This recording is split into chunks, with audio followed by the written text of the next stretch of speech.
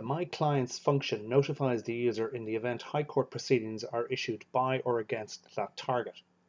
There is currently no limit to the number of targets the user may set.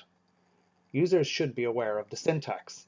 Thus, the target DUNS, D-U-N-N-E-S, will pick up proceedings issued by or against any party with those 6 consecutive characters, and this may be preferable than entering DUNS Stores Limited, because DUNS Stores Limited would not pick up DUNS Stores Ltd or DUNS Stores Ireland Limited.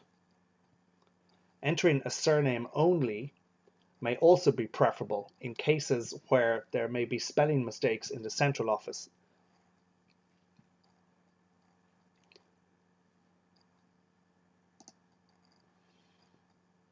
This is a typical alert that would issue.